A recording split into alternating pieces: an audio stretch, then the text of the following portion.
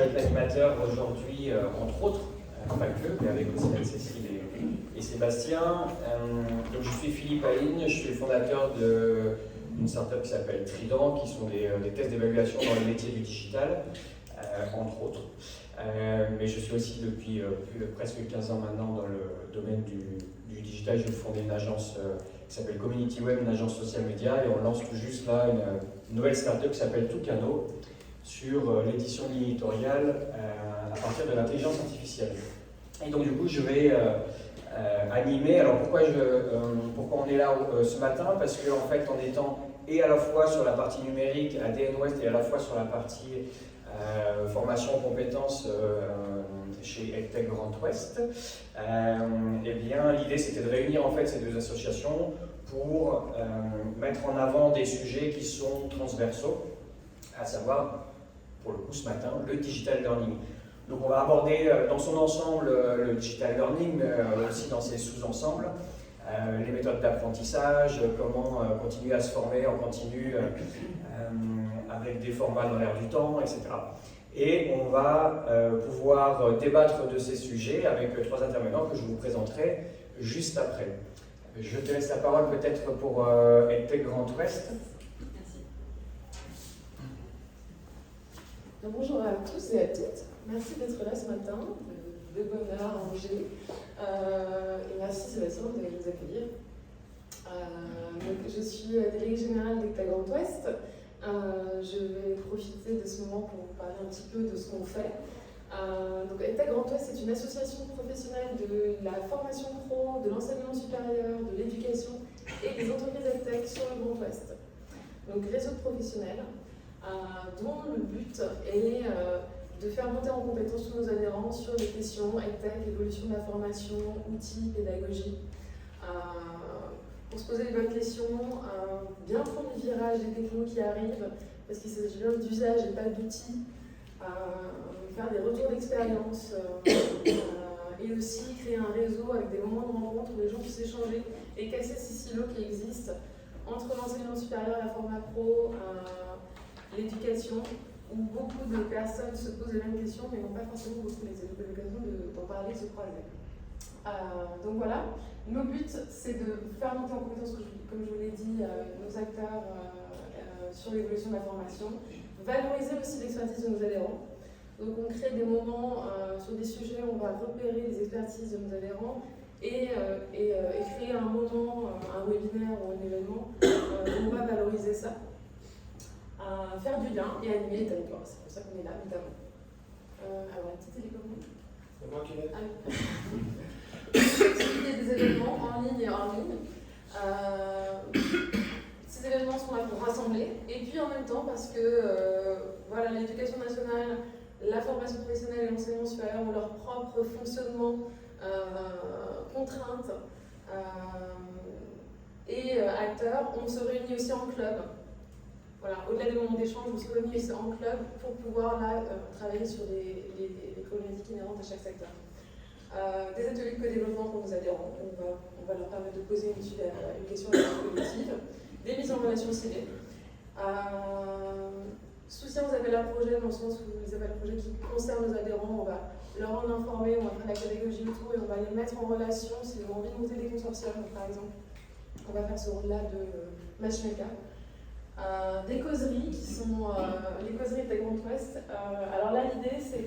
Donc on est basé, on rassemble les acteurs du Grand Ouest, on fait souvent des événements dans les grosses villes de Rennes, Nantes, Angers, etc. Mais nos adhérents sont partout sur le territoire.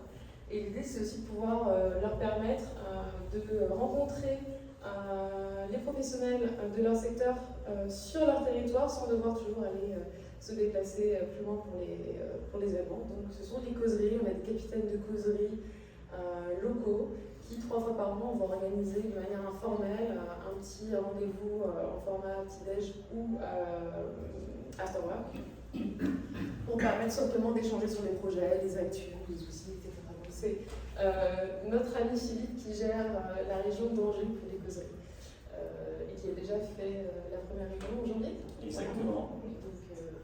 N'hésitez pas la prochaine fois à rejoindre la causerie de et une veille perso. Donc c'est une veille générée par IA, mais relue par Besoin, que l'on propose à nos adhérents sur des thématiques qu'ils choisissent.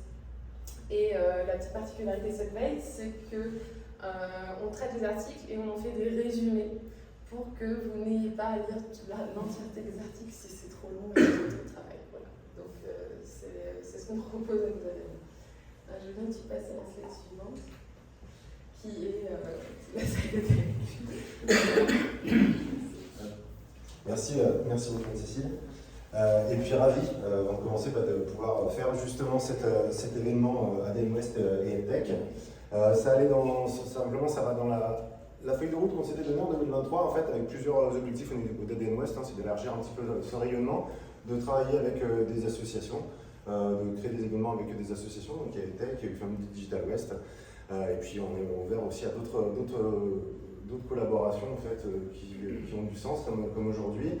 Et puis aussi dans l'idée de se rapprocher également du monde étudiant sur certains événements. Donc c'est ce qu'on a commencé aussi à faire l'année dernière, au mois de novembre. Quelques mots sur ADN West pour faire très rapide. Donc ADN Agir pour le développement du numérique. Donc on est aujourd'hui, alors c'est pas pour se la péter, mais on est le plus gros réseau numérique français, il paraît, on m'a dit. Donc voilà. Non, en fait, tout simplement, c'est en termes de nombre d'entreprises. Donc aujourd'hui, on a un peu plus de 720 entreprises, effectivement, qui sont adhérentes du réseau. Et l'intérêt, surtout, c'est que ça va permettre de réunir un peu plus de 4000 personnes qui sont experts du numérique, que ce soit des écoles, que ce soit des prestataires du numérique, que ce soit des entreprises utilisatrices. Et avec tout cet écosystème, eh bien, ça nous permet de balayer une grande partie des sujets numériques sur le Grand Ouest et de fédérer tous ces acteurs en fait, pour pouvoir échanger des bonnes pratiques, se rencontrer, réseauter et arriver vraiment à susciter une réflexion et être un vrai point de rencontre en fait. Oula, ça va bientôt se mettre en veille, je ne sais pas quand ça fait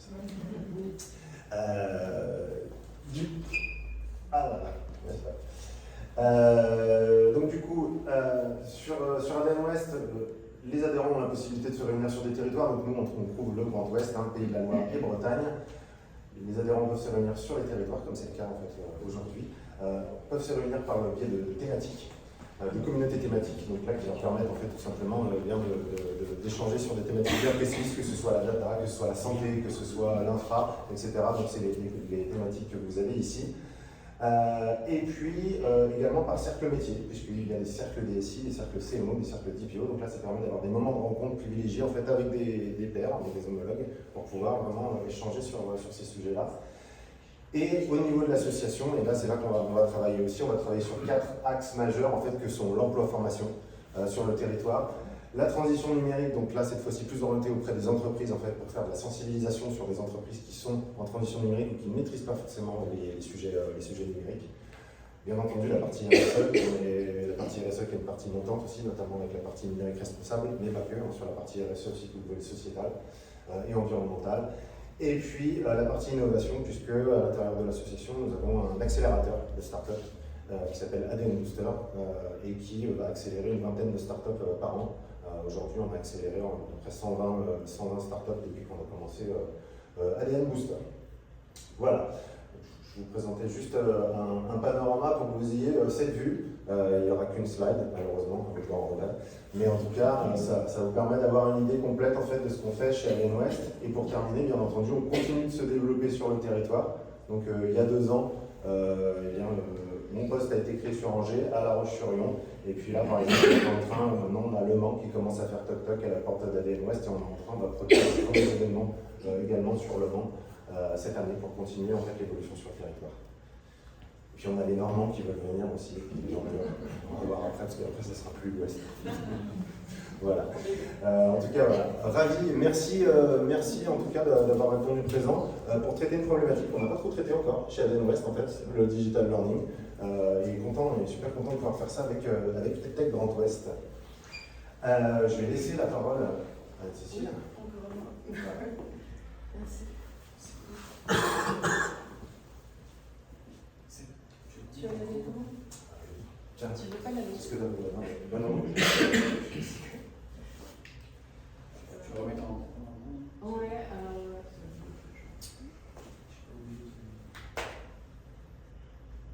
Ah oui, tu l'as ouvert en cours.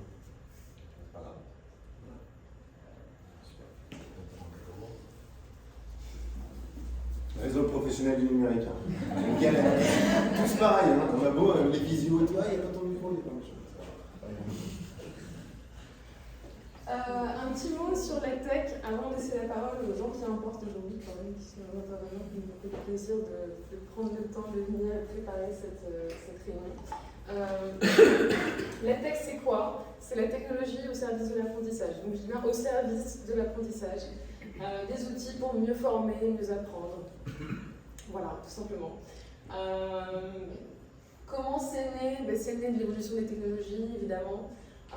Et ça a donné lieu à de nouveaux dispositifs, un gros boost post-Covid, où, pour la continuité pédagogique et la continuité des activités professionnelles, on a dû très vite s'adapter et trouver de nouveaux outils. Donc il y a eu un énorme boom, mais c'est pas tout nouveau. Donc avec de nouveaux dispositifs d'apprentissage. Alors là, attention, beaucoup de termes anglais. Mais voilà, rapidement, je vous donne quelques dispositifs et on pourra en parler plus tard, mais l'adaptive learning, c'est l'apprentissage adapté avec de l'IA pour personnaliser l'apprentissage et se caler au profil de l'apprenant pour proposer telle ou telle activité qui va lui correspondre à lui, à son rythme et à ses compétences. L'e-learning, vous connaissez, mobile learning, bon, c'est le learning sur différents supports qui vont être plus adaptés à nos modes de vie actuels. Qui permettent d'être plus agile et aussi d'être dans la formation plus micro, dans le train ou sur le poste de travail. La gamification, c'est tout ce qui va être la ludification des activités, le jeu, ça aide à apprendre, donc voilà, il y a beaucoup de choses aussi qui se sont créées par rapport à ça. Blended learning, ça va être le mélange des dispositifs, des modalités, c'est-à-dire je pense que Olivier Steph pourra en parler plus tard éventuellement, mais le e-learning tout seul, ça ne marche pas. On ne peut pas coller des gens 3 heures derrière un ordinateur et puis espérer qu'ils deviennent compétents dans l'après-midi. C'est bien le mélange des modalités qui, à un certain moment, ça va être bien d'être en présentiel, de travailler en groupe, d'avoir du face-à-face. À d'autres moments, sur des sujets qui peuvent être plus théoriques, là pourquoi pas, on est derrière son ordi, on va avancer notre rythme, c'est bien aussi. Donc, le blended learning, c'est cette ingénierie qui va savoir quelle modalité de formation correspond à quelle situation d'apprentissage. Voilà. Social learning, c'est l'apprentissage par les pairs, c'est pas nouveau non plus. L'apprentissage immersif, avec les technologies immersives, etc. Mais je m'arrête là. L'idée, c'était juste de vous montrer que ça a donné lieu à beaucoup de dispositifs qui existent aujourd'hui, qui peuvent aussi, parfois, on peut s'y perdre un peu, donc voilà, il faut juste essayer d'être un peu curieux et puis poser des questions, et en fait, ce sont des concepts finalement pas si compliqués d'avoir. Voilà, et donc pour une éducation efficace et inclusive tout au long de la vie, donc l'idée c'est bien de mieux former, et puis tout le monde avec ses différences et ses profils. Et la technologie, elle permet ça aussi. Et c'est un des gros avantages. Quand c'est bien fait, voilà les tendances du digital learning. Alors, je fais un peu un disclosure du livre blanc qui va sortir dans un mois, dont je ne suis pas du tout censée parler. Sur les tendances c'est pas les tendances du digital learning, c'est le marché tech. C'est pas une étude de marché non plus, mais c'est un livre blanc qu'on a fait avec plusieurs structures, EdTech France, d'autres structures qui sont liées à la EdTech, pour dresser un panorama de ce qui se passe et de ce qu'on pourrait mieux faire. Voilà, c'est aussi une partie un petit peu de lobbying pour aussi faire entendre comment on pourrait encore améliorer les choses en France. Donc voilà, quelques idées. Le blended learning, oui, digital, mais façon présentielle, j'en ai déjà parlé. L'adaptive learning, je l'ai fait aussi. Donc, finalement, en fait, j'ai parlé de tout. Le mobile et le collaborative learning, oui, ça continue. Mais ils vont devoir intégrer l'IA parce que c'est quand même la grande révolution à venir. Donc aussi, maintenant, ça va être comment l'IA vient s'intégrer dans tous ces dispositifs. Quand c'est pertinent.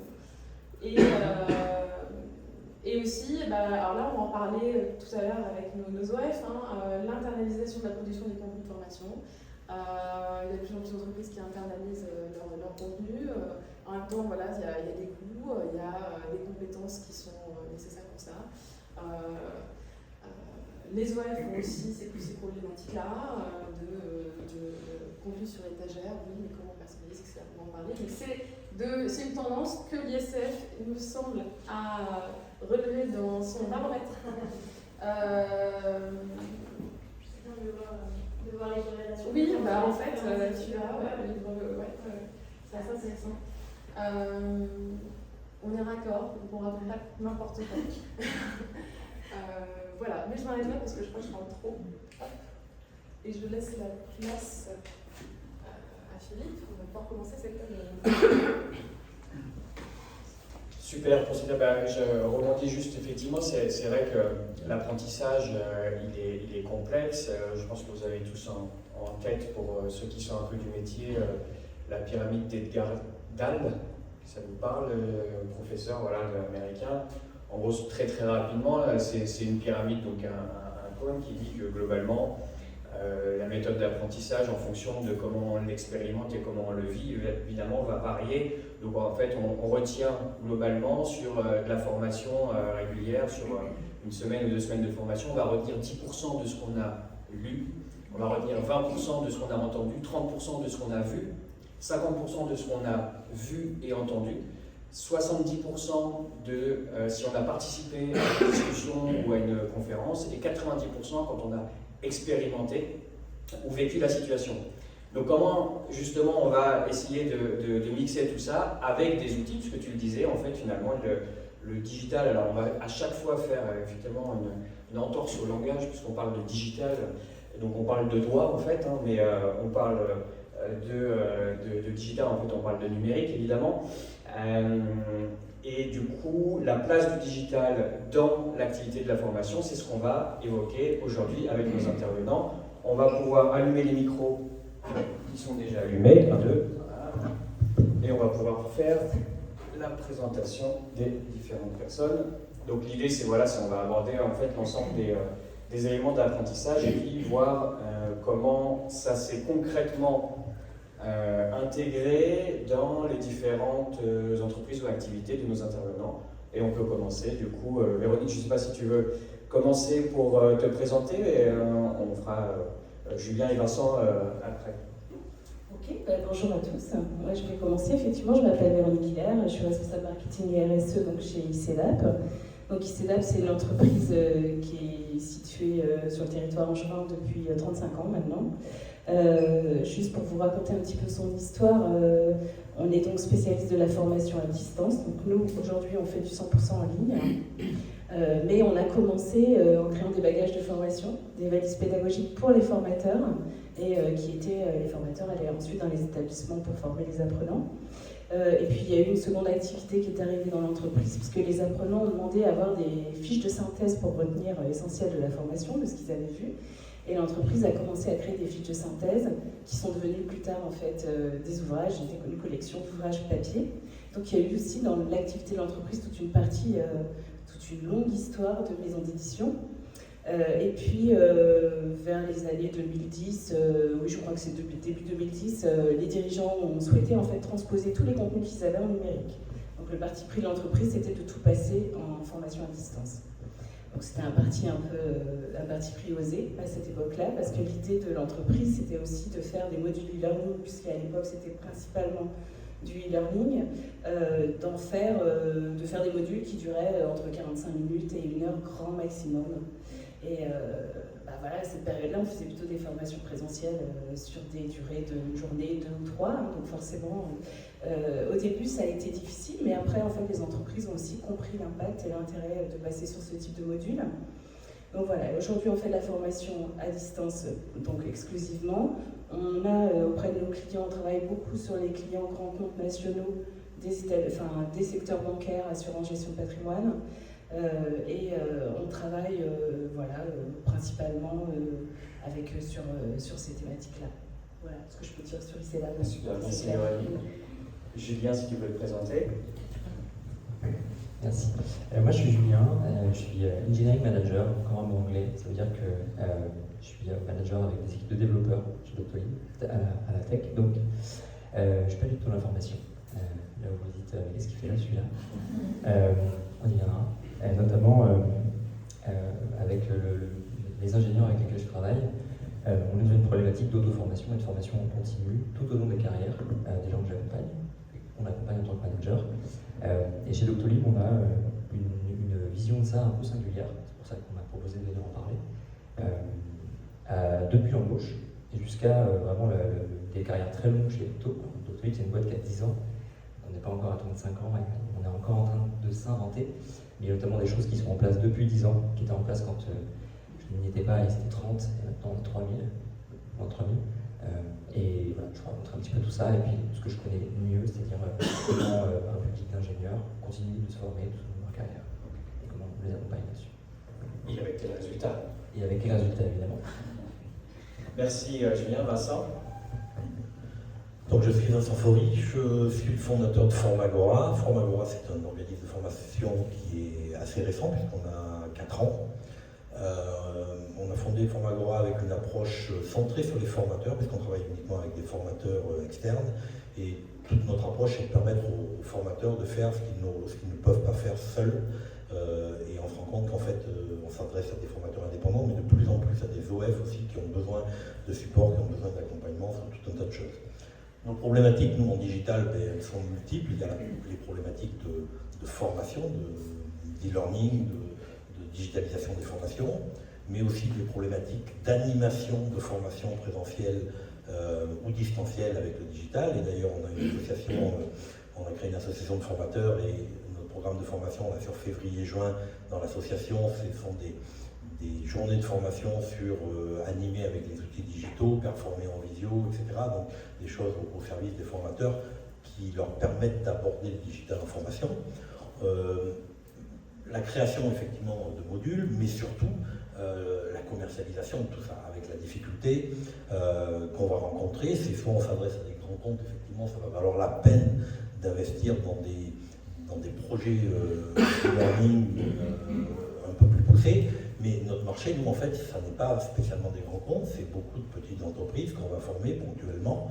Donc, quelle est la viabilité de l'investissement en e-learning pour du one-shot, quelle est la récurrence qu'on va pouvoir avoir, quelle est la rentabilité qu'on va pouvoir obtenir de ça, et surtout, quels sont les investissements qu'on va pouvoir mettre en face. Et on se rend compte qu'on est dans un marché très différent certainement d'ICEDAP, que la problématique c'est l'investissement, la rentabilité, la viabilité de ces outils e-learning. Et puis on a d'autres problématiques, nous en digital, qui sont les problématiques de gestion. Aujourd'hui, gérer de la formation avec les normes de la formation en termes de digitalisation, c'est des outils importants. Et également les problématiques de commercialisation. Donc on va depuis le RP, le LMS, l'outil le CRM, le marketing automation. On est sur un ensemble d'outils digitaux qui représentent des investissements importants, qui ne sont pas toujours faciles à connecter, à interconnecter. Et puis on reste une petite structure, donc derrière il faut trouver les moyens d'investir dans tout ça, voire mettre des priorités dans nos investissements, faire les choix des technologies qui vont être interconnectables. On se rend compte que si on n'y va pas, on n'avance pas, mais pour y aller, il faut avoir des moyens humains, des moyens financiers qui ne sont pas toujours à la hauteur de petits OF comme les nôtres. Super, merci pour ces présentations. Alors, on va peut-être pas se casser tout de suite le cortex cérébral, mais si on devait commencer par votre définition en fait du digital learning, quelle est votre vision aujourd'hui du digital learning? Ce serait quoi pour vous? Quand on parle digital learning, effectivement, ça regroupe beaucoup de choses, mais on se réfère déjà à l'utilisation de technologies, voilà, numériques, et aussi à des process spécifiques en termes de pédagogie qui vont permettre donc l'apprentissage en ligne. Et l'objectif final du digital learning, c'est la montée en compétences des collaborateurs. Voilà, il faut quand même avoir ça en tête. Moi, je le définirais comme ça. De manière très pratique et avec beaucoup moins d'aisance avec tout ce vocabulaire, j'ai découvert le terme de blended learning. C'est exactement ce qu'on fait chez Docto. On a un mix entre des technos, des supports, des médiums informatiques évidemment, du live en remote, un peu de présentiel, et tout ça fait que les gens arrivent à apprendre de leur pairs. Donc on est aussi un peu dans le social learning, j'apprends plein de choses aujourd'hui. Et voilà, c'est tout ça. C'est tout ça, je pense que le digital learning, c'est toutes ces dimensions qu'on a citées avant. Vincent, tu veux ajouter quelque chose? Oui, nous, on sépare ça en fait en trois grandes catégories. Ce qu'on appelle le e-learning, on fait du distanciel asynchrone, sans présence du formateur, le distanciel synchrone avec présence du formateur, et le présentiel, dans lequel on peut aussi mettre une approche avec des outils digitaux. Et le mix de deux, on s'arrête à ces trois points-là. On n'a pas aujourd'hui, nous, c'est très difficile d'aller sur le distanciel asynchrone pur, pour des raisons de commercialisation et de rentabilité de ce genre de support. Ok. Alors justement, on parlait de présentiel de formateur. Alors je vais me tourner vers toi Véronique parce que du coup ça a été très longtemps en fait votre modèle. Ça ne l'est peut-être toujours encore un peu, plus du tout, voilà. Et donc à ce moment-là, voilà, à quel moment vous avez basculé, comment vous avez fait cette transition, c'est-à-dire demain tous vos clients en fait c'est voilà, on n'a plus de formateur, maintenant c'est comme ça que vous allez faire, vous vous connectez. Et on parlait en introduction de résultats. Comment tu peux définir en fait ou analyser maintenant avec le recul de cette transition, parce que quand on y va, on ne sait jamais trop où on va. Avec le recul, c'est voilà, quelles sont les performances qui ont peut-être été perdues et celles qui ont été en fait les nouvelles performances qui ont été découvertes grâce au digital learning. Je vais essayer d'y répondre. Effectivement, nous on est sur un modèle 100% distanciel depuis début 2010. Moi j'étais pas encore dans l'entreprise, mais je pense que ça correspond à peu près aux dates. En fait, comme je le disais tout à l'heure, au début, proposer que du distanciel, c'était assez compliqué parce que le modèle du présentiel est encore forcément très prégnant. Au fur et à mesure, je pense qu'il a beaucoup aidé dans notre domaine, puisque comme je disais tout à l'heure, on est dans le secteur banque, assurance, gestion de patrimoine, c'est qu'il y avait aussi, il y a eu de plus en plus et encore un renforcement législatif fort avec des thématiques de formation qui étaient récurrentes, qui ont fait aussi qu'on a pu déployer des formations de façon assez rapide grâce au digital learning. Et ça, c'était un vrai plus aussi pour nos clients. Et ça revenait en récurrence. Donc de toute façon, il y avait aussi ce modèle en fait, qui nous permettait de déployer des formations. Et alors concrètement, est-ce que tu peux nous expliquer un petit peu comment ça se passe chez vous, chez ICEDAP? Moi, je suis une banque ou une assurance, j'ai besoin de former en fait mes collaborateurs. Comment ça se passe au sein d'ICEDAP? Comment mon collaborateur en fait, va pouvoir se former avec vos solutions en digital learning? En fait, alors quand on parle digital learning, c'est pour ça aussi que je voulais y revenir un peu, parce qu'on a dit déjà beaucoup de mots et Anne-Cécile aussi l'a évoqué tout à l'heure.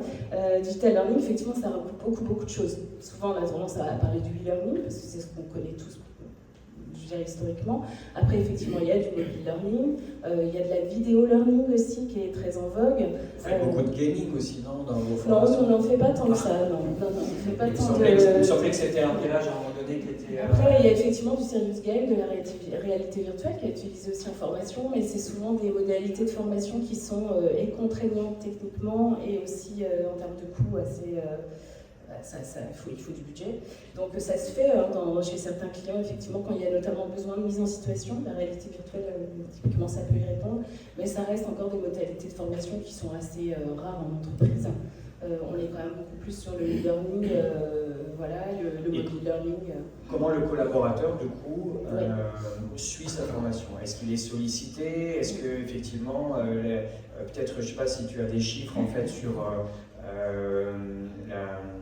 les formats qui sont utilisés? Est-ce que c'est sur mobile? Est-ce que c'est sur PC? Est-ce qu'il y a d'autres formats? Est-ce qu'il y a des périodes, en fait, qui sont réservées à ça? Est-ce que Il y a une plateforme qui permet de pré-réserver, voilà, si tu peux nous expliquer un petit peu. Alors nous, en fait, en termes d'offres, on propose effectivement, on a des formations sur mesure, on a des formations sur étagère, mais on a aussi toute une offre sur mesure. Avec nos acteurs grands comptes, c'est principalement du sur mesure sur lequel on travaille, et on est majoritairement en e-learning, encore aujourd'hui. Nous, on a vraiment un accompagnement de gestion de projet qui essaie d'aller de la prise en charge du besoin client, du cahier des charges jusqu'au retour expérience. Et on prône beaucoup le blended learning. Donc le fait de mixer effectivement notre approche distancielle et leur approche aussi présentielle quand ils ont besoin d'en faire, parce que les deux sont très complémentaires. Après, ça va dépendre beaucoup du besoin du client par rapport à... Vous avez une approche sur la durée, par exemple ? Sur la durée, ça va vraiment dépendre du besoin du client, s'il a besoin de déployer rapidement ou pas. C'est vrai que souvent, ils viennent vers nous avec voilà, ils viennent au mois de janvier pour nous dire on veut déployer en avril.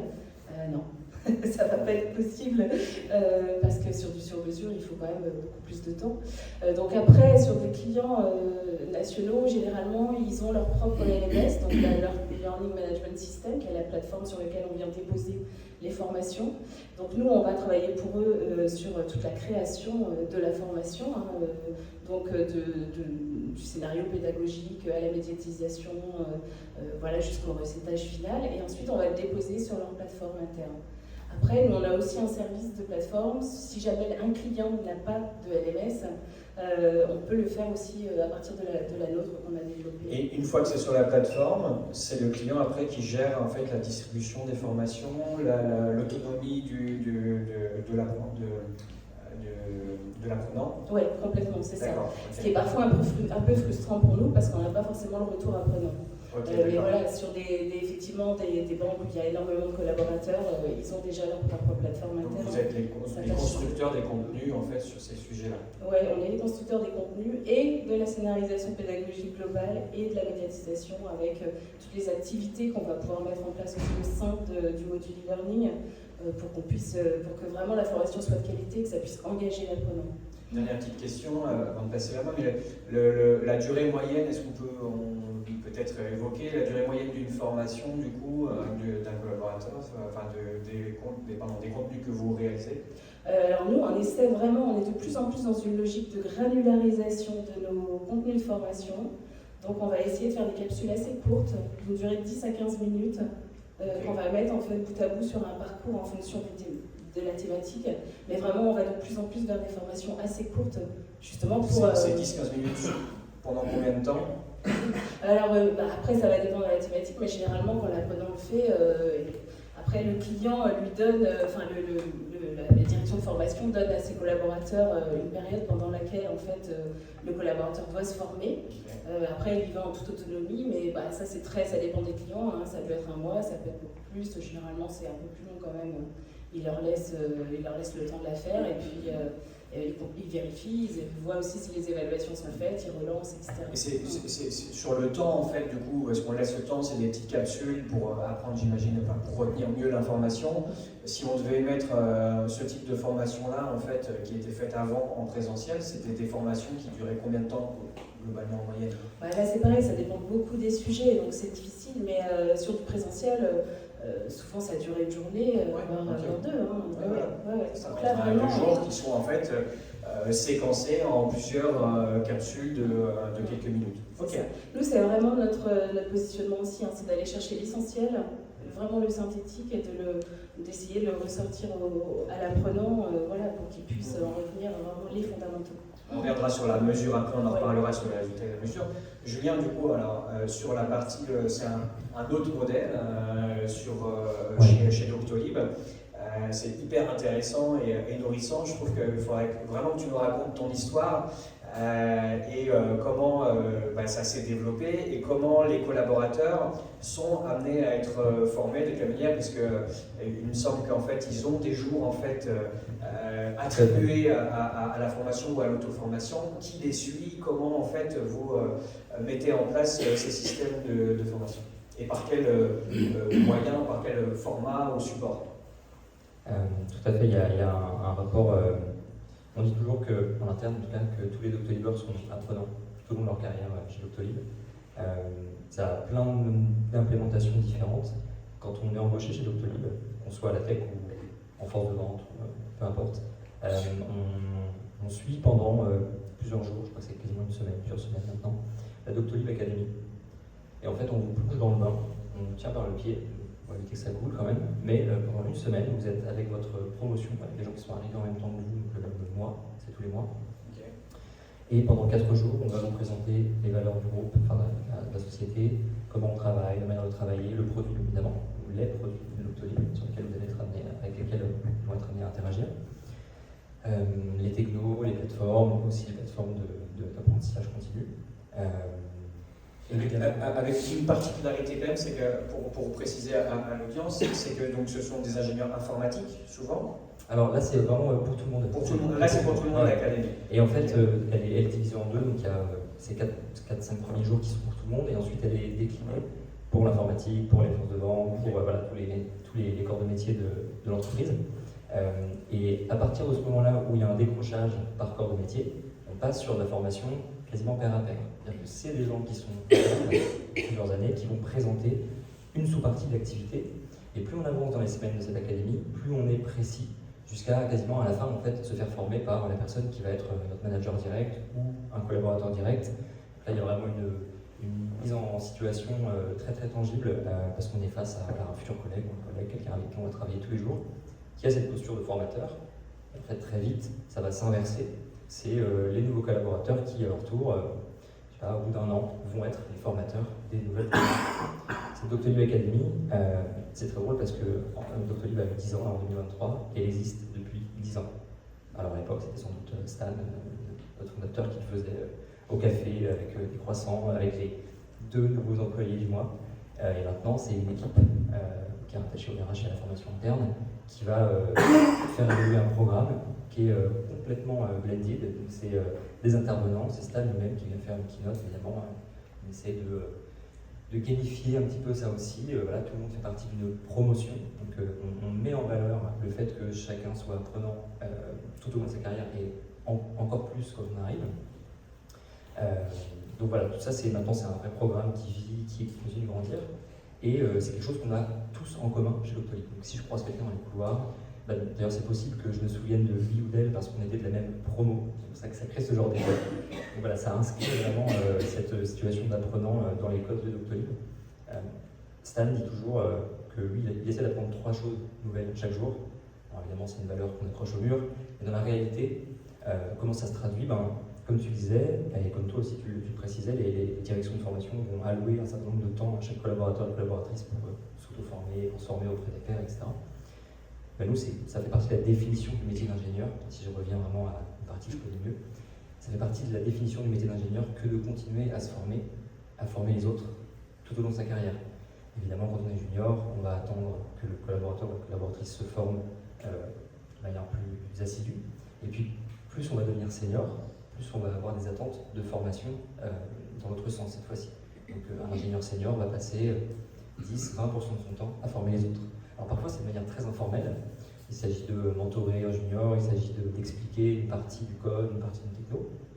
Et parfois c'est de manière plus structurée, avec notamment un programme de mentorat qu'on a instauré dans la tech, qui est sur la base du volontariat, mais en fait tout le monde y passe parce que ça marche bien et qu'on a des résultats qui nous plaisent, où chaque nouvel arrivant, quel que soit son niveau de seniorité, va se voir proposer un mentor, qui généralement est quelqu'un de plus ancien dans la boîte et quand on peut, quelqu'un de plus senior dans la profession. Et tous les 2, tous les 3, selon le groupe, ils vont pouvoir se former les uns les autres. Alors, au début, évidemment, dans un sens où c'est la personne la plus ancienne qui peut prendre plus de choses nouvel arrivant, soit sur des plateformes disponibles pour toute l'entreprise, des LMS, du e-learning, des vidéos, ou alors des formateurs internes qui vont se dégager du temps pour venir faire des formations. Et puis, petite particularité, vu que finalement on était entre développeurs, on s'est dit, la plateforme dont on rêve, elle n'existe pas, on va la coder. Et on l'a fait. Et on a notre propre plateforme pour s'exercer entre pairs sur du code, sur la compréhension de langage, sur la compréhension de conventions. Parce qu'en fait, si on écrit tous du Java, on ne va pas écrire le même Java parce qu'il y a des conventions de l'entreprise.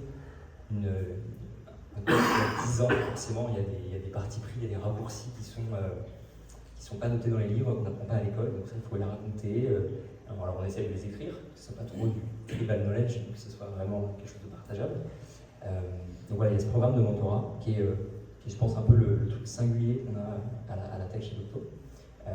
Et il y a un peu ce passage de relais où on participe, on est mentoré, après on devient mentor, et puis celles et ceux que ça intéresse deviennent constructeurs de contenu, comme tu disais, c'est-à-dire qu'ils vont rajouter des exercices, ils vont améliorer la plateforme, parce que comme toutes les plateformes, elles débug. Des fois, on nous montre que l'exercice numéro 3, elle est cassée. Bon, on répare, sur la base du volontariat aussi. Et ce volontariat, il est assez bien vu, il est valorisé en interne. Ah bah tu as passé de ton temps, le temps qu'on dédie au learning, il est soit dédié à apprendre soi, apprendre les autres, ou à faire apprendre, enfin, à transmettre aux autres. Ok, et alors c'est vachement intéressant, mais j'imagine qu'il y a peut-être quelques entrepreneurs dans la salle ou managers, ça pose quand même la question de comment est-ce qu'on arrive à structurer ça. Parce que là, tu as beaucoup parlé de volontariat, donc je suis très volontaire pour apprendre, faire apprendre les autres, mais à quel moment je bosse pour la boîte alors, je ne dis pas que c'est pas du boulot, parce qu'évidemment, enseigner ou transmettre son savoir, évidemment, ça fait partie des valeurs, semblerait qu'il y ait plutôt des bonnes valeurs, mais à quel moment je vais servir en fait l'objet principal économique de la boîte, et comment du coup ça se structure. Est-ce que vous avez des temps qui sont alliés, adressés, voilà, comment ça s'organise? Et bien, un peu comme partout, il y a la théorie et la pratique. En théorie, chaque ingénieur a une time matrix, pardon pour ces anglicismes, c'est-à-dire qu'on arrive à décrire l'agenda type d'un ingénieur. On sait que 50% du temps, il va créer de nouvelles fonctionnalités pour les praticiens sur le produit. 30% du temps, il va serrer les boulons, régler des bugs, et puis j'en suis à 80, voilà. Et puis dans les 20% du temps, il y a peut-être 10% de temps qui va passer lors de rituels, de réunions d'équipe. Et puis les petits 10% qui restent là, c'est du temps d'auto-formation. Nous, on l'a inscrit dans la définition du métier d'ingénieur. On sait qu'un ingénieur qui, pour reprendre un peu de vocabulaire du management, un ingénieur qui est performant, une ingénieure qui est performante chez Docto, c'est quelqu'un qui continue de se former. Et donc ça va vous paraître plus tangible si j'inverse cette phrase. Quelqu'un qui ne continue pas de se former n'est pas considéré comme un ingénieur chez Docto. C'est fort, comme si j'inverse, si je prends par la négative. Évidemment, c'est pas le discours qu'on a, parce que d'abord, le problème n'existe pas vraiment. On est sur une population qui a souvent fait beaucoup d'études et qui continue d'apprendre, qui a envie de continuer d'apprendre, et qui de toute façon est obligé de le faire parce que les technologies d'il y a 5 ans ne sont pas les mêmes qu'aujourd'hui. Et dans 5 ans, c'est pas quelle technologie j'utiliserai, j'en ai une vague quand même, ça commence à... Et encore, l'IA est en train de tout basculer. Bref, donc ça fait partie de la définition, ça c'est la théorie. Et en pratique, chacun navigue avec ces quelques codes, guidelines. Donc, certains managers essaient de faire appliquer en prévoyant du temps dans leur temps d'équipe. Par exemple, ça peut être le vendredi après-midi, on a du temps tous pour lire des articles, se partager notre veille, faire créer ce temps de mentorat. Et puis, chez certaines équipes, ou alors pour les collaborateurs les plus seniors, c'est plus informel. On s'attend à ce qu'ils et elles prennent sur leur temps à peu près 10% de leur temps pour apprendre.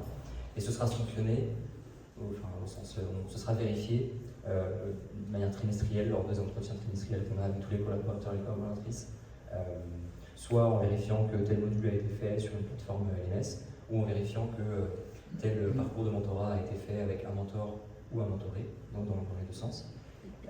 Et ça fait partie, dans ce cas-là, ça fait partie des objectifs de performance des collaborateurs. Ce sera évidemment un objectif qui va représenter 10-20% du temps. Les 81% restants, c'est des objectifs sur les vrais produits, participer à l'évolution de Docto. Donc on est bien, c'est bien évident que ce n'est pas la majeure partie du temps qui doit être dédié à l'auto-formation. Pourquoi pas, j'aimerais être un éternel étudiant, mais c'est pas le business. Donc voilà, la théorie et en pratique, chacun interprète les codes et les guidelines un peu à la discrétion de chaque équipe finalement, de chaque département. Super, merci beaucoup Julien. Vincent, pour rebondir sur ce sujet, toi tu parlais des formateurs, l'évolution du coup des outils qui ont dû être mis en place, adaptés pour les formateurs. Vous êtes passé de typologie de formation présentielle, full présentielle, tu parlais de blended évidemment, et tu parlais aussi beaucoup d'outils et de formation des formateurs. Comment ça se passe aujourd'hui sur le terrain et quelle évolution tu as vue entre, on va dire, il y a quelques années et aujourd'hui sur la transformation de la formation de manière générale en termes de support, de format et peut-être de temps, de durée en fait de formation de tes formateurs, peut-être qui passer peut-être 3, 4 jours, 5 jours en fait, ou une semaine en fait chez un client. Aujourd'hui, comment ça se passe et quelles sont les règles établies pour générer les formations d'aujourd'hui? Alors en fait, aujourd'hui, ça se passe un peu comme hier. Ok. Malheureusement, et bon, ce que je sais, c'est qu'on travaille beaucoup avec des formateurs externes qu'on essaie d'accompagner là-dessus. Je vais vous donner deux expériences qu'on a faites. On a travaillé il y a 3 ans avec un spécialiste de la négociation, un disciple de Combalbert, qui a écrit Négociator, qui avait tout un programme de formation sur la négo très poussé et qui le vendait pas mal en présentiel. Et on a travaillé donc avec Marc en disant on va le digitaliser, on va le mettre en e-learning et on va le commercialiser. On a trouvé des moyens pour pouvoir le faire à bas coût, pas à basse qualité, parce qu'on a quand même fait un vrai e-learning dans les règles de l'art, mais on a trouvé des moyens pour le faire à bas coût. J'ai toujours imaginé que si on avait dû le financer complètement, c'est quelque chose qui nous aurait coûté aux alentours de 40 à 45 000 euros pour créer 2 jours de formation e-learning. On l'a fait, on a trouvé des moyens de financement, on l'a monté, et derrière on l'a quasiment pas vendu. Alors que ça se vendait très très bien en présentiel. On a essayé de le vendre en mix, e-learning, présentiel, et en fait on ne le rentabilisera jamais. Alors ça va qu'on a réussi à faire pas mal d'économies à la construction, donc ça va être notre premier échec. Et un échec comme ça nous fait dire est-ce qu'on part des compétences des formateurs pour aller créer des choses en e-learning et d'essayer de les vendre? Est-ce qu'on part du marché? Alors, ma formation fait que j'ai plutôt tendance à partir du marché, mais le problème c'est que le marché, sur les tailles d'entreprises auxquelles on s'adresse, ça va être difficile d'arriver à trouver des formations qu'on va pouvoir vendre de manière récurrente. Ça, c'est la première expérience qui fait qu'on a été pas mal refroidi sur ce que tu dis, et derrière, est-ce qu'on part avec d'autres formateurs à créer, avec leurs expertises et leurs compétences, des supports qu'on va pouvoir revendre? La deuxième, c'est qu'on a mené pendant 3 ans, dans le cadre d'un crédit impôt recherche, une recherche sur la personnalisation de l'e-learning. Donc l'idée, c'est de travailler, on a travaillé donc avec Jean-Pierre qui est là, qui est un spécialiste de l'IA et de la psychologie cognitive. Donc l'idée est bel et bien d'adapter personne par personne une formation en e-learning. On a travaillé surtout Jean-Pierre, parce que les algorithmes, j'y connais pas grand-chose moi. On a travaillé sur la mise en place de ce genre d'outils, sur la base d'un outil Moodle qu'on avait et qui nous paraissait extrêmement ouvert de par le fait qu'il est en open source. On s'est vite rendu compte que Moodle nous posait beaucoup de problèmes avec des bases de données plein de nouilles qui nous permettaient difficilement de sortir des choses, donc encore plus difficilement de les retraiter et de les réinjecter.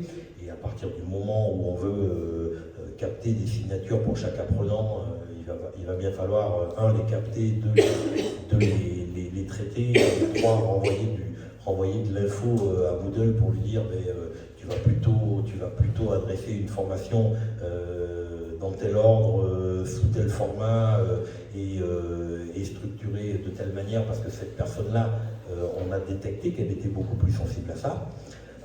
Donc derrière, on a mené ça pendant 3 ans. Aujourd'hui, on est bloqué avec la plateforme. Et puis pendant que nous on avançait doucement avec nos petits moyens, notre petite structure, il y a des structures bien plus grosses dans certains, en particulier aux États-Unis, qui ont été très très loin là-dessus. Donc la question en fait là-dessus, c'est est-ce qu'on avance de l'autre côté, est-ce qu'on va acheter des technologies à côté, mais qui ont un coût très important et sur lesquels on n'est pas non plus sûr de pouvoir assumer les frais. Donc voilà deux expériences qui n'ont pas abouti, alors qui sont très belles expériences parce que c'est comme ça qu'on avance. J'ai toujours pensé qu'on avançait plus vite avec les échecs qu'avec les réussites, mais ça c'est peut-être l'optimisme du chef d'entreprise. Et puis derrière, il y a aussi une structure à faire tourner, à continuer à vendre des formations, à payer nos salariés, à faire travailler les formateurs et à développer nos activités. Donc on est sur des... Aujourd'hui, moi je suis sur 2 échecs. Donc la question aujourd'hui qu'on se pose, c'est est-ce qu'on ne va pas aller chercher du contenu sur étagère qu'on va essayer de distribuer seul ou peut-être avec... on a la chance d'avoir énormément de formateurs avec des expertises très pointues. Pourquoi pas aller vendre aller chercher du contenu sur étagère qu'on va associer à des expertises formateurs en présentiel, qui vont devenir des tuteurs dans le temps. Ça peut être de la visio, ça peut être du présentiel, ça peut être des choses comme ça. Mais en fait, une des difficultés, c'est qu'on fait aussi 90% de sur-mesure pour les clients entreprises en formation. Donc, on va pouvoir aller monter ça uniquement quand on va avoir détecté que ça correspond réellement aux besoins de l'entreprise. Donc, on a une vraie difficulté aujourd'hui à passer à un modèle de formation digitale, enfin une formation e-learning, je vais plutôt dire e-learning, à cause de cet ensemble de choses, et qui sont principalement des moyens, une question de rentabilité et des outils sur lesquels, je reviens sur la problématique de l'e-learning adaptatif. Ça fait appel à énormément de compétences différentes. Donc il y a Jean-Pierre qui travaillait avec nous, c'est un spécialiste de la psychologie cognitive, qui a écrivé des algorithmes là-dessus. Mais derrière, il faut aussi avoir des développeurs, il va falloir aussi avoir des personnes qui vont commercialiser ça. En fait, on a un ensemble d'expertise dont on a besoin, qu'on n'a pas forcément en interne, qu'il va falloir aller chercher au coup par coup, qu'on ne va pas forcément pouvoir trouver. Je vous donne un dernier exemple très rapide. On a fait une plateforme qui est un outil IA pour aider les formateurs à créer leurs objectifs de formation, leurs objectifs pédagogiques, leurs programmes, leurs déroulés pédagogiques, en fait, pour les aider à créer tout ce qui leur pose problème. Et on le voit, nous, parce que quand on travaille avec eux, on se rend compte qu'il y en a beaucoup qui ont des difficultés. L'idée, c'était une IA pour les aider là-dessus. On a fait quelque chose qui tournait. La personne qui a travaillé sur le dev là-dessus a terminé. On a un bug là maintenant et j'arrive pas à trouver une compétence pour aller me régler ce bug. Si ça se trouve, c'est rien du tout. Mais ça fait 3 mois que je cherche quelqu'un qui peut aller me régler ça sans me demander 10 000 euros parce que c'est pareil, je ne livre pas. Donc voilà le genre de... C'est vraiment des problématiques d'organisation au quotidien, de compétences, et puis de choix, de priorité, parce qu'à un moment, on ne peut pas tout faire. Merci Vincent. Alors, ça me fait poser une question, tu parlais pas mal de modèles économiques, alors effectivement, peut-être on sort un tout petit peu, mais rapidement sur du sujet principal, mais ça a une relation. Est-ce que, Véronique, chez ICEDAP, quand vous êtes passé de la formation en fait, en présentiel à du full digital, est-ce que ça a impacté en fait le modèle? Comment? J'imagine qu'il faut repenser, c'est pas les mêmes valorisations. Voilà. Comment est-ce que vous passez de ce modèle-là? Comment vous avez vécu le modèle en fait d'avant et le nouveau modèle?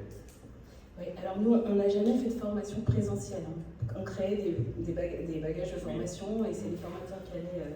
voilà. Et après, on a une activité d'édition. Ce qu'on peut dire, c'est que sur le modèle ICEDAP qui est assez atypique, c'est qu'à partir du moment où les dirigeants ont souhaité tout transposer en numérique, en l'espace à peu près de 5-6 ans, le chiffre d'affaires s'est inversé. C'est-à-dire que tout le chiffre d'affaires qui était principalement lié à l'activité papier et au bagage de formation, voilà, est devenu... voilà, alors la question c'est plutôt du coup, est-ce que, effectivement, la question c'est plutôt est-ce que ça coûte plus de le faire en digital aujourd'hui que de le faire précédemment en fait sur la version papier? Ou est-ce que justement au contraire c'est un gain? Voilà. Est-ce qu'il y a eu en fait une différence de modèle? Est-ce que vous avez continué à vendre au même tarif, je veux dire, Non, il y a... proportionnellement avec l'inflation, etc. Mais est-ce que vous avez continué en fait à faire la même chose ou est-ce que vous avez dû faire évoluer votre offre? Non, il y a forcément eu un changement de modèle, c'est évident, puisque de toute façon, transposer tous ces contenus. Alors, on a aussi chez nous une plateforme numérique en fait, qui est installée dans tous les établissements bancaires, qui est une base de connaissances en fait, et qui est une offre sur abonnement et qui nous permet aussi d'être présents chez tous les clients régulièrement avec une récurrence. Donc bien sûr, ça a soit un modèle économique, mais c'est bien sûr que ce modèle-là de tout transposer en numérique a été complètement différent de celui d'avant. Mais aujourd'hui, on a quand même toujours une activité papier qui est devenue vraiment moindre. Pour revenir un peu je voulais juste rebondir sur ce que disait Vincent tout à l'heure, parce que c'est extrêmement intéressant les deux exemples. C'est vrai que c'est difficile de trouver effectivement le mix entre le distanciel et le présentiel. Il y a eu aussi le Covid, enfin nous on l'a vraiment vécu puisque la grande majorité de nos clients faisaient quand même majoritairement du présentiel. Du jour au lendemain, ils n'ont plus pu avoir ce modèle-là, ils sont venus au distanciel en masse. Ça n'a pas forcément toujours été très bien fait dans ce contexte-là, mais par contre ça a ouvert la voie au digital learning. Et c'est vrai qu'aujourd'hui, nous, on insiste beaucoup sur un modèle donc mixé, et on essaie d'accompagner nos clients dans la pertinence du dispositif de formation. Ça peut être intéressant d'avoir du distanciel sur du quiz de positionnement, par exemple, auprès des apprenants en amont, déjà pour connaître leur niveau de connaissance, ensuite passer sur du présentiel. On fait aussi beaucoup de dispositifs, ce qu'on appelle en ancrage mémoriel. On revient après une formation sur une période un peu plus longue, avec des capsules très courtes qui vont revenir sur des fondamentaux, des choses qui ont été vues, et qui vont vraiment pouvoir en fait amener à l'apprenant, au collaborateur, le fait de se remémorer certaines notions et surtout vraiment de les utiliser au quotidien. Donc ces dispositifs-là, ils sont très pertinents avec du présentiel par exemple. Et on sent que quand même ça commence vraiment à se développer. Voilà ce que je voulais juste apporter et rebondir là-dessus. Et alors sur la compétence, parce que du coup là on a il y a des modalités méthodologiques qui sont mises en place. Sur l'analyse en fait alors je parlais de quiz etc, mais sur l'analyse de l'acquis, est-ce que ça diffère par rapport à ce qui était fait avant? Comment on vient analyser, j'imagine que c'est des demandes en fait de vos clients, c'est-à-dire qu'une fois que vous avez créé les contenus, vos clients ils doivent vous dire ok d'accord, donc là ça c'est les contenus, comment moi je sais que mon collaborateur en fait il a acquis la compétence? Et comment vous arrivez du coup à l'évaluer de la même manière, donc j'imagine par le digital? Et est-ce que vous traquez finalement, j'imagine que dans vos outils en interne, est-ce que vous traquez l'utilisateur sans trop l'espionner, mais quand même un petit peu, pour évaluer en fait déjà, est-ce qu'il a suivi jusqu'au bout sa formation? Parce que j'imagine que c'est pas forcément, alors peut-être que je me trompe, mais c'est pas forcément le manager qui doit regarder si à chaque fois en fait le collaborateur a suivi sa formation. Ça, c'est un premier, on va dire, KPI. Mais après, est-ce qu'il a retenu quelque chose? J'avais donné en fait cette pyramide en introduction. Est-ce qu'il a retenu quelque chose et comment on fait pour savoir si il a développé du coup ses acquis? C'est hyper important. Les directions de formation, quand elles mettent en place des programmes de formation, elles ont besoin de savoir si les apprenants, leurs collaborateurs ont acquis les compétences. Donc ça va être aussi, bien sûr, une discussion avec le client, déjà sur la définition de ses objectifs, où il veut aller, qu'est-ce qu'il veut que l'apprenant retienne. Et après, il y a effectivement un certain nombre de KPI qui vont être définis et qui vont être tout au long du scénario pédagogique, en fait. Tu peux nous en donner quelques-uns sur des exemples? Par exemple, généralement dans des modules de formation, on met en place un certain nombre d'activités. Il y a des activités de quiz, il y a des activités d'entraînement, d'exercice. On va définir avec le client en fait, le pourcentage sur lequel il estime que s'il n'a pas passé tel pourcentage, l'apprenant ne pourra pas aller plus loin. Donc c'est tout un déroulé pédagogique très fin en fait, qu'il va falloir affiner avec le client pour voir si ça correspond bien aux besoins. S'il ne peut pas aller plus loin, il est viré. Pas viré. Non, alors comment il est? On le reforme. Alors, c'est ça, non, mais c'est ça la question. Du coup, on voit qu'il n'est pas, il n'a pas réussi à acquérir, en tout cas immédiatement, en fait, cette compétence. Comment est-ce qu'on retravaille en fait sur le sujet? Et est-ce que c'est prévu dans vos dans vos programmes de formation. Et là, ça se fait aussi beaucoup quand même avec l'implication des directions de formation. Hein. Il faut quand même qu'elles suivent leurs apprenants à un moment ou l'autre, qu'elles fassent un bilan. Les LMS ou LXP, parce qu'aujourd'hui on parle aussi de LXP avec l'adaptive learning qui est intégré dedans, permettent en fait d'avoir un tracking. Voilà, donc en fait c'est important qu'elles puissent le suivre. Après, il y a des relances qui sont faites. On peut aussi avoir des typologies d'exercices qui vont permettre de reformuler, de retester une compétence qui va permettre de voir si elle est acquise ou non et de permettre à l'apprenant d'aller plus loin. Et puis on va définir aussi un pourcentage qu'on appelle de complétude pour aller jusqu'au bout du parcours auquel le client dit ok, moi si à 80 c'est fait, je considère que mon collaborateur a acquis les compétences et voilà. Donc après, mais bien sûr que c'est très très suivi et les LMS permettent de suivre en fait tout ce parcours apprenant. Merci Julien, du coup sur la même thématique, concrètement, toi, peut-être tu manages une équipe. Peut-être peux-tu nous préciser de combien de personnes et comment tu fais pour savoir si du coup les collaborateurs qui prennent un certain temps en fait sur leur temps de travail pour se former ont acquis en fait la compétence qu'ils ont suivie. Concrètement, c'est pas concret. Donc une équipe traditionnelle chez Doctolib, c'est 4, 5, 6 développeurs maximum, avec d'autres métiers qui gravitent autour. On peut dire que c'est 8 personnes. Très nucléique. On va vérifier que les acquis sont là, soit lors d'entretien trimestriel, où on va mesurer par exemple un score de complétion ou de complétude par rapport à un objectif fixé au préalable entre le manager et le manager. Ça peut être, je souhaite être capable d'implémenter tel algorithme en tel langage, on essaie de le rendre le plus concret, le plus smart, actionnable, mesurable, que ce soit quelque chose de très tangible aussi pour le collaborateur. Le pire, on s'est tous retrouvés dans cette situation, mais un objectif qui n'est pas clair, il ne sera jamais atteint en fait, parce qu'on peut toujours discuter de ce que ça voulait dire à la base. On essaye, on fait de notre mieux pour que les objectifs soient clairs. Ça peut être sur du très long terme, par exemple un collaborateur ou une collaboratrice qui en année 1 a des objectifs de formation forts et en année 2 c'est quelqu'un qu'on va, avec beaucoup de confiance, présenter pour une promotion. Ça, en fait, c'est le résultat d'une auto-formation sur le long cours, sur un an, sur peut-être des achievements, des choses qu'elle a réussi à faire durant l'année, par exemple devenir mentor de ce programme de mentorat, ou participer à la Doctolib Academy en animant une session. Ça, c'est des marqueurs forts que le collaborateur est passé côté formateur. Soit ça donne lieu à une promotion qui va être facilitée ou qui va être encouragée, soit ça donne lieu à simplement plus de seniorité au sein de l'équipe. Ça va être une personne qui va commencer à être considérée par ses pairs comme quelqu'un d'expert sur le sujet. Comment tu définis que du coup ça devient un expert? Comment tu analyses en fait le fait qu'il ait suivi en fait cette formation et que du coup il a finalement bien acquis en fait ça et que du coup il va être considéré comme expert? Est-ce qu'il y a des examens?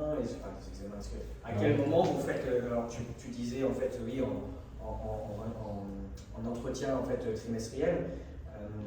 Est-ce que digitalement il y a des je sais pas, tu as une alerte sur ton bureau, attention, Johan n'a pas suivi ce module, il n'en veut pas, il l'a squeezé. Tout à fait, ouais, ça va arriver en fin de trimestre dernier justement. Il y a plusieurs niveaux évidemment de formation. Comme tu disais, quand on est sur un LMS, quelque chose de beaucoup plus concret, suivi, pas sur un outil maison, qui aurait pu construire entre devs, là il y a un suivi qui est proposé aux collaborateurs et aux managers. Il y a évidemment des formations, pas forcément nous, mais le top management, la direction souhaite que tout le monde suive, soit sur des sujets très, très concrets sur le métier, mais ça peut être aussi sur la culture d'entreprise au bureau. Qu'est-ce que ça veut dire de travailler chez Doctolib? Quel parti pris on a sur le rapport à l'autre, sur le respect, sur l'inclusivité. Ça, c'est des formations qui sont obligatoires chez Doctolib pour tous les collaborateurs qui sont rentrés depuis plus de X mois. Pas le meilleur expert pour ça, pour vous dire ça. Mais donc parfois, on a vraiment des manières très tangibles et très digitalisées finalement de mesurer ça. Alors que parfois c'est plus du du relationnel avec le reste de l'équipe. Par exemple, quelqu'un qui viendrait plus senior, ça peut se traduire par une capacité à délivrer qui va être meilleure, parce que la personne va pouvoir intégrer un algorithme existant ou créer un algorithme de manière plus rapide, ou va être plus à l'aise sur des sujets. Ça va être des gens qui vont être plus à l'aise pour démarrer des sujets, qui vont se sentir plus à l'aise avec une page blanche. C'est souvent des choses qu'on confie à des collaborateurs seniors, parce qu'on n'a pas envie non plus qu'un junior se retrouve face à un algorithme non existant et qui soit bloqué. Et puis en fait, on a aussi des manières très terre à terre de mesurer ça. Ma spécialité, moi, chez Doctolib, c'est la développeur expérience. Donc, je travaille sur comment est-ce qu'on améliore la vie générale des développeurs chez Docto, comment est-ce qu'on fait que leur day-to-day soit agréable, qu'ils n'aient pas des bugs, même sur les plateformes internes. Je connais bien ce sujet.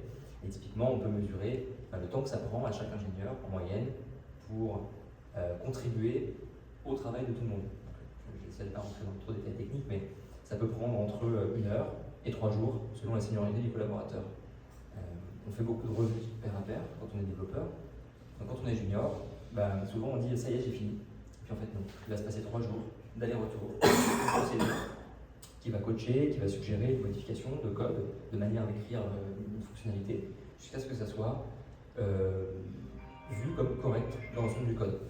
Un collaborateur senior, ça va effectivement le prendre plus loin, parce qu'il connaît les conventions Doctolib, il connaît les conventions générales de langage.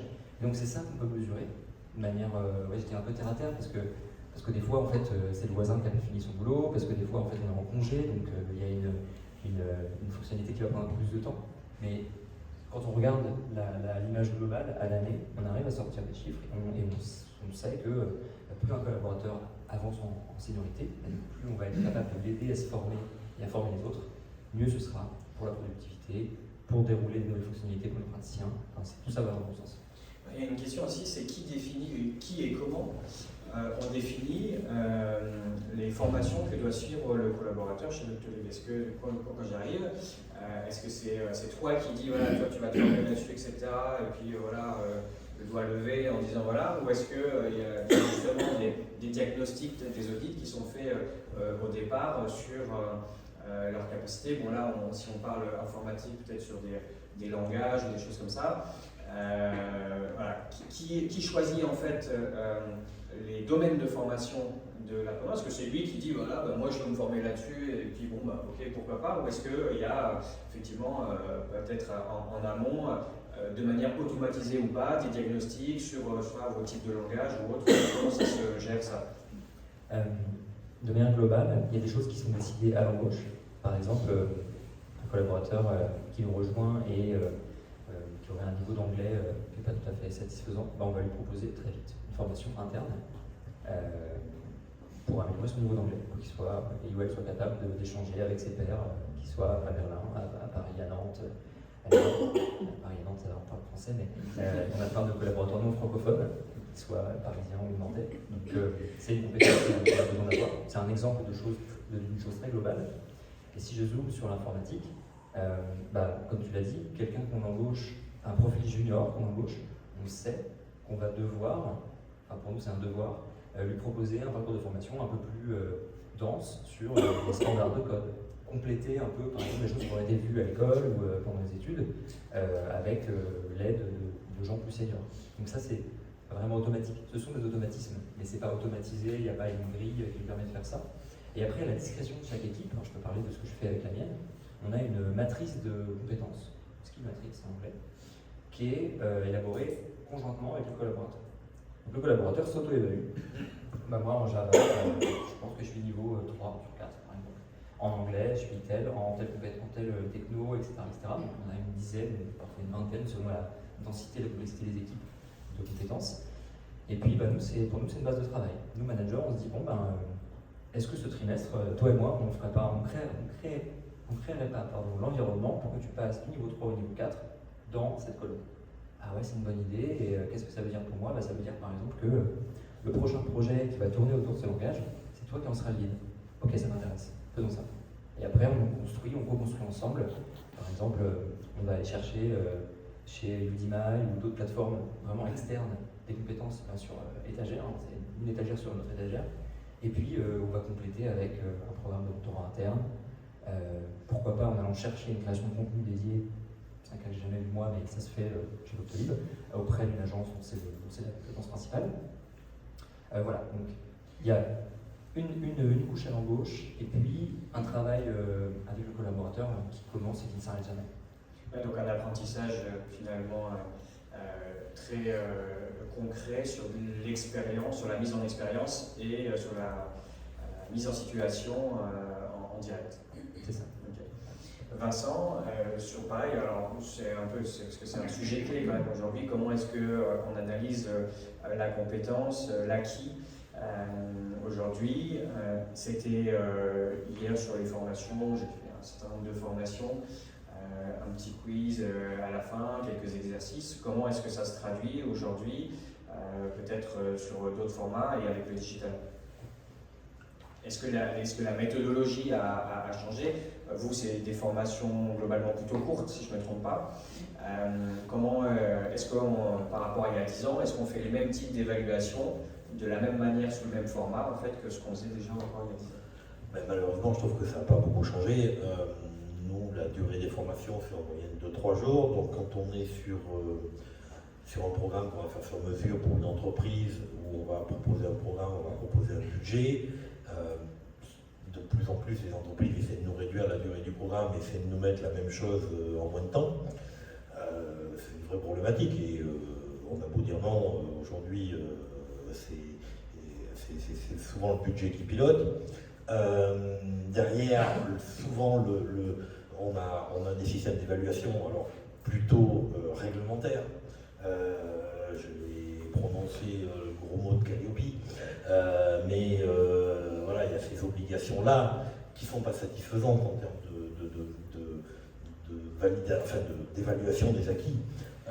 Donc il y a ça, puis derrière, nous, les systèmes d'évaluation sur des formations de 2 jours, c'est avant tout, on est rarement à plus d'un quiz. Il y a les évaluations, quand on fait du présentiel, par rapport à ces quiz et ces corrections de quiz, il y a quand même une couche formateur où le formateur vient d'abord corriger le quiz, qui n'est pas forcément qu'un quiz, ça peut être des questions ouvertes, donc ça, on peut aller un peu plus loin. Il vient le corriger, il vient apporter un niveau d'évaluation par rapport à ce qu'il a vu du stagiaire pendant la formation. Donc on est sur différents items, acquis, non acquis, en cours d'acquisition. Mais sur des formations de 3 jours, c'est difficile d'aller plus loin. Donc en fait, le seul niveau de digitalisation qu'on met en place, c'est que les quiz ils passent par l'ordinateur et par le téléphone. Et encore pas toujours. Parce qu'aujourd'hui, on a des publics à former qui n'ont pas forcément d'adresse email dans l'entreprise, qui ne veulent pas forcément donner leur numéro de téléphone. Donc on est encore à envoyer des quiz papier, à transmettre les quiz papier à certains formateurs, parce que l'entreprise ne veut pas donner les moyens ou ne souhaite pas qu'on passe sur la digitalisation là-dessus. Et en fait, on est sur une adaptation permanente, mais en termes de validation, sur ces formations courtes, alors, il y a autre chose derrière. Il y a l'évaluation par le manager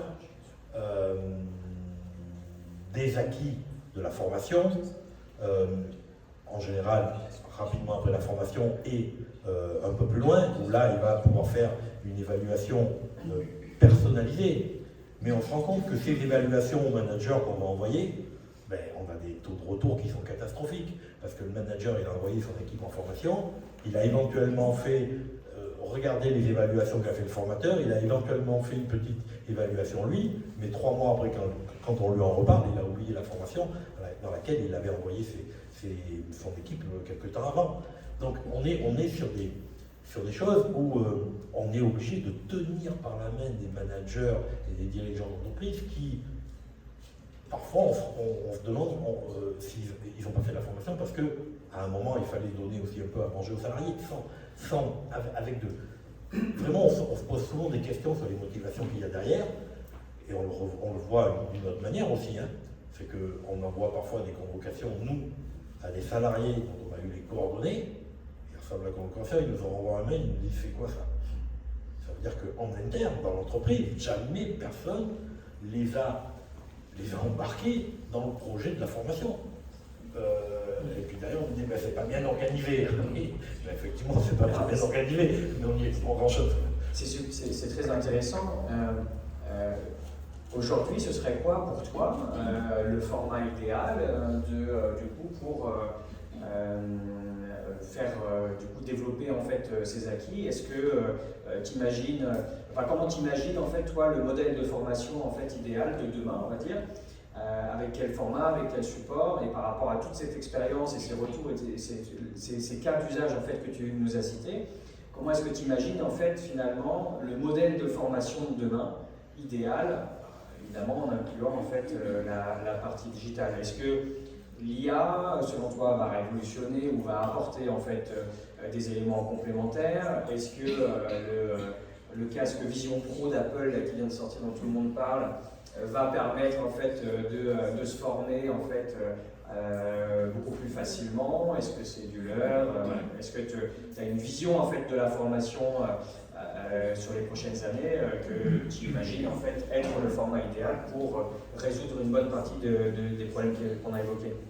Sur des formations courtes, je pense que c'est compliqué parce qu'en fait, le format idéal serait d'avoir des petits modules distanciels d'évaluation. Micro-learning. Mais sur la partie évaluation, pré-post, qui en fait poncturer le présentiel.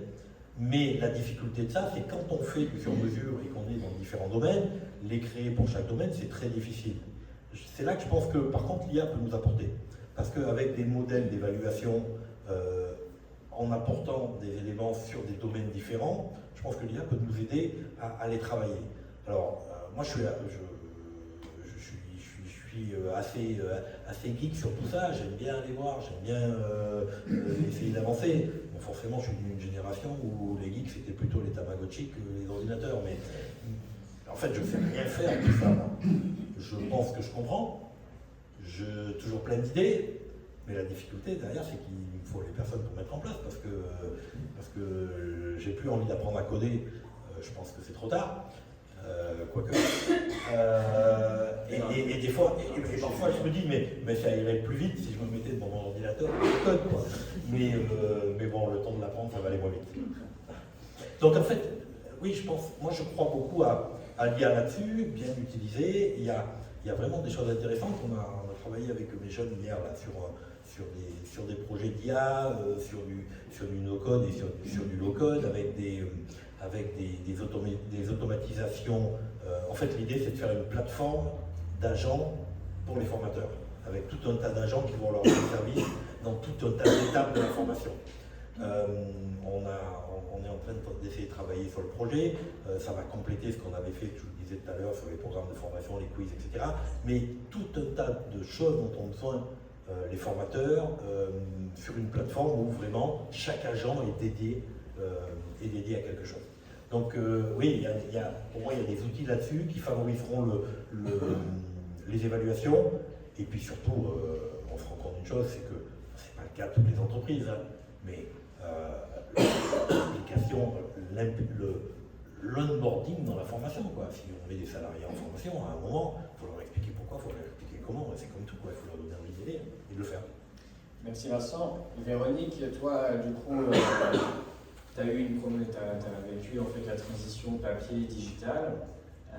Le digital, c'est encore pour combien de temps? Est-ce que vous avez déjà, sans peut-être révéler de secret polichinelle, mais est-ce que vous avez déjà dans les tuyaux en fait le format de demain qui va révolutionner en fait à nouveau la formation? Ou est-ce qu'on a encore ce modèle-là de digital, de blended qui va perdurer encore pendant un moment? Est-ce que l'IA, en fait, c'est un travail sur lequel vous êtes en train un support sur lequel ou une techno sur laquelle vous êtes en train de travailler? Voilà, quelle est la feuille de route un petit peu d'ICEDAP et la vision d'ICEDAP demain sur la création de contenu de formation? Alors, non, je ne vais pas faire de scoop sur le modèle de demain, je suis désolée, mais je n'ai pas le modèle en tête. Je pense qu'en fait, en termes de formation, le blended learning est vraiment en train de se développer. Donc, de toute façon, c'est comme toujours, hein, ce dont on parle, c'est la maturité des marchés. Effectivement, le modèle du présentiel, c'est celui qui est le plus utilisé aujourd'hui dans l'entreprise. Donc le digital learning, c'est à peu près 30%. Ça a une croissance forte, enfin près de 10% par an. Mais on voit bien quand même dans les mentalités, il faut, c'est ce que disait aussi Vincent tout à l'heure, il faut expliquer, il faut accompagner, il faut vulgariser. Ça prend beaucoup de temps. Donc en fait, on est encore vraiment beaucoup là-dedans pour expliquer que et le distanciel et le présentiel peuvent être efficaces et peuvent être complémentaires. Donc quand on a dit ça, déjà, après, il faut expliquer comment on peut le faire, avec quel type de modalité, à quel moment, etc. Et tout ça, ça prend du temps. Donc le modèle humain, c'est encore celui-là, et ça va l'être, je pense, pour pas mal d'années encore. Après, effectivement, en ce moment, il y a tout ce qui est lié à l'adaptive learning, enfin, l'arrivée de l'IA dans la formation, c'est hyper important. Ça rejoint beaucoup de notions, hein, les neurosciences, comment le cerveau fonctionne, comment on apprend bien, la big data, comment on va chercher la donnée, on la collecte, on la stocke. Après, tout ce qui est IA en tant que tel, comment on va aller automatiser, justement, mettre en lien pour avoir des parcours personnalisés. Ce qui est drôle, c'est qu'en fait, le digital learning, dans un premier temps, il a plutôt massifié la formation, sans forcément aller vers la personnalisation. Et donc, il y a aussi beaucoup de gens qui ont été déçus, en se disant, ouais, en fait, voilà. Et donc, heureusement, on arrive sur cette personnalisation qui est hyper intéressante. Après, nous, on s'y intéresse, bien sûr, les salons learning technologie qu'il y a sur Paris, etc. Il y a toute une complexité d'intervenants autour de la technologie. Il y a vraiment beaucoup de choses qui sont hyper intéressantes. Après, nous, ce qu'on dit toujours, en tout cas chez ICELAB, c'est attention, on est avant tout pour le développement des compétences. Donc, la scénarisation pédagogique de nos modules, de nos dispositifs de formation, c'est notre priorité. Donc, effectivement, y ajouter de la techno pour qu'on puisse aller pousser la bonne ressource au bon apprenant, c'est hyper important. Mais encore faut-il avoir un référentiel de compétences. Ce que disait Julien tout à l'heure, c'est chez vous, est-ce que vous avez un référentiel auquel on peut venir lier en fait, le profil des apprenants et puis ce que vous voulez leur apprendre. Ça, c'est pas toujours le cas. Donc voilà, et c'est tout un ensemble d'éléments qu'il va falloir mettre en place. Alors certes, il y a des outils technologiques qui vont nous aider aujourd'hui de plus en plus à accélérer ça, mais il faut avoir, ce que disait Vincent aussi, les ressources pour pouvoir les comprendre, les analyser, être au bon moment, au bon endroit pour aller pousser, et puis avoir aussi les ressources pédagogiques qu'il faut, parce que une fois qu'on a dit oui, on va lui pousser ça ou ça, qu'est-ce qu'on a, qu'est-ce qu'il y a en face. Donc tout ce travail, cette compréhension, il y a encore beaucoup je pense, de pédagogie à faire là-dessus. Voilà, je laisse la parole pour le coup. Julien, évidemment, avant de terminer cette table ronde et puis de passer peut-être à des questions-réponses, du coup, la formation adaptée à chaque personne, donc la personnalisation, l'adaptive learning, c'est peut-être avec l'IA, c'est pour demain chez Doctolib, c'est en place. Je ne veux pas trop me mouiller parce que je vais forcément rater, et si on regardera cette vidéo dans 5 ans, on dira que j'avais tort. Je pense personnellement que ça ne passera pas par un Apple Vision Pro, qu'on restera dans des salles où en visio entre nous avec un formateur ou une formatrice qui est très accessible et on sera dans de l'humain. En fait, je pense que moi je vous fais confiance à tous les deux pour imaginer, accompagner les formateurs et les formatrices de demain, imaginer de nouveaux formats. Ce que je sais, c'est que la clé de la réussite, l'a dit Vincent, c'est d'avoir une entreprise qui valorise l'apprentissage. Moi je suis extrêmement chanceux dans une boîte qui valorise. Dire que c'est de l'humain en fait. Ouais, presque. Et c'est le respect des collaborateurs en fait, à la fin. Et si l'entreprise elle valorise l'apprentissage de chacun et de chacune, il n'y a plus de problème en fait. Si les gens ne sont pas surpris de recevoir un email pour être convoqués pour une formation, chez nous c'est cool de recevoir ce genre d'invitation. Ah oui, c'est vrai, on en a parlé, ça se fait enfin, tu viens, ok, on se voit sur Paris. Enfin, il y a tout un décorum autour. On fait des caisses évidemment, parce qu'il faut accompagner le mouvement. Enfin, on n'a plus à en faire des caisses en fait, ça fait partie de la culture. C'est des valeurs. C'est une façon de faire vivre ces valeurs. C'est pas juste écrit au mur, on apprend 3 trucs par jour. Ça c'est super d'avoir écrit au mur, d'en faire des flyers. Mais dans la réalité, ça veut dire qu'on laisse le temps aux gens, on valorise, on en fait une force pour l'entreprise. Ça c'est incroyable. Super, merci beaucoup. Belle, très belle conclusion qui va plaire à René. Est-ce que vous avez des questions? On a abordé pas mal de sujets autour du digital learning, entre autres, mais pas que. C'était assez transversal. Est-ce que vous avez des questions? Est-ce que quelqu'un veut prendre la parole et poser des questions à nos intervenants? Oui,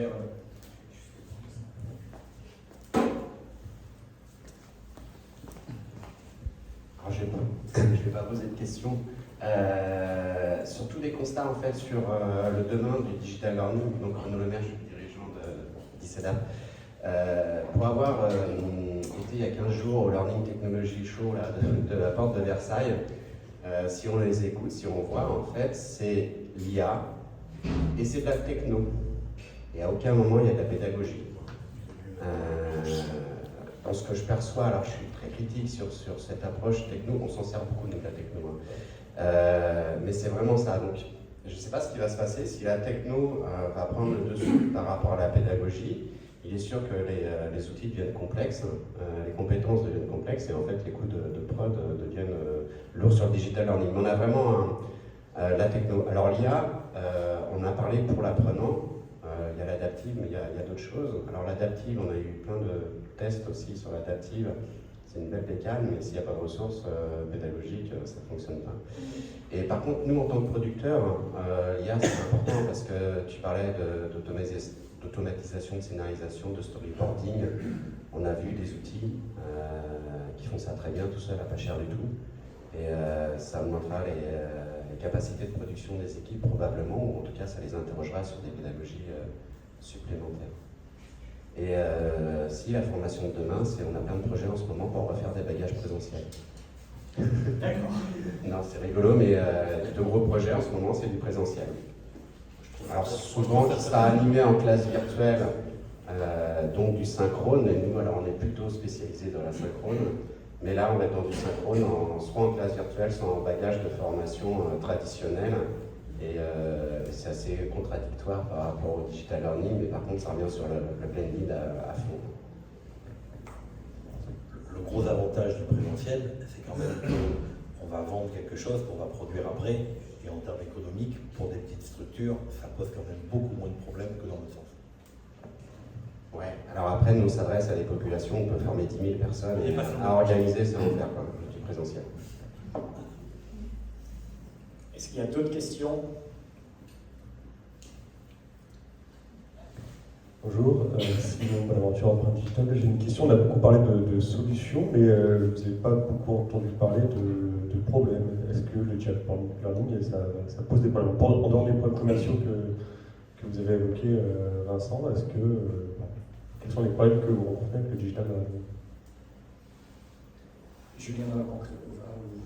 Bien sûr.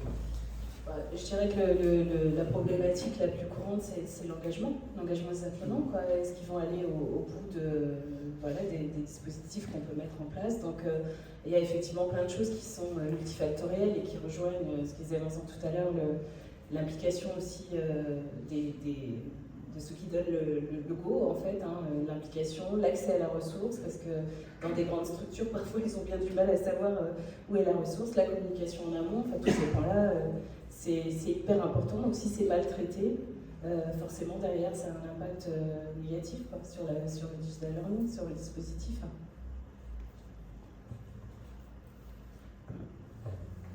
Ouais, peut-être le problème principal, c'est, comme tu disais, la massification du média qui a eu lieu dans les années qui sont écoulées juste avant, fait que oui, c'est de plus en plus dur de trouver une formation adaptée à chacun. Donc est-ce que les choses adaptives sont une solution? Peut-être. Moi, en tant qu'apprenant ou sponsor d'apprenant, j'attends de voir. Ouais, c'est un problème que j'ai en tête. C'est la note de, les formats se sont un peu standardisés. Soit tu fais un MOOC, soit tu fais un ensemble de vidéos e-learning un peu peut-être tradit, je ne sais pas comment je la positionnerais. Soit il y a quelqu'un qui vient sur place pendant 3 jours, mais là aussi ça ne convient pas à tout le monde. Ou alors tes collaborateurs ils sont peut-être à Paris, à Berlin, à Milan, et est-ce que tu fais venir tout le monde à Paris? Quel coût ça a pour l'entreprise? C'est des problèmes, qui sont des bons problèmes à avoir, ça veut dire que tu t'intéresses à la formation des gens, mais je ne sais pas si ça va être résolu par le digital ou en tout cas pas par la proposition actuelle. Tu avais une question, je crois? Merci beaucoup pour vos témoignages, c'était chouette de les entendre. Et Julien, j'avais une question justement, on a beaucoup parlé de la manière dont les apprenants sont embarqués chez Doctolib et ça c'est chouette. Et je rejoins complètement ce système-là et je pense que ça va être l'une des facettes de la formation de demain, ce côté enablement où chacun est apprenant, chacun est surtout formateur. Et du coup, comment chez Doctolib les mentors sont embarqués? Est-ce qu'il y a du coup de la formation de mentors, mentor de mentors, comment ça se passe du coup à ce niveau-là? C'est tout à fait ce que tu as décrit. Il y a des clubs de mentors. Il y a, par exemple, avant de devenir soi-même mentor, on va, en anglais on dit shadower, on va suivre un mentor avant de le devenir soi-même. Il y a des formations de formateurs, donc soit organisées par la direction de la formation, la direction RH, pour accompagner des collaborateurs, des collaboratrices qui voudraient devenir de meilleurs formateurs. Donc voilà, c'est des programmes internes, de la valorisation toujours. Un ingénieur qui va aller donner une conférence, c'est valorisé, il le fait sur son temps de travail, on est content de lui, ça fait de lui quelqu'un de performant. Pareil quand c'est de la formation interne. Voilà, donc des programmes de formation, de la valorisation. Déjà, c'est deux très bons ingrédients.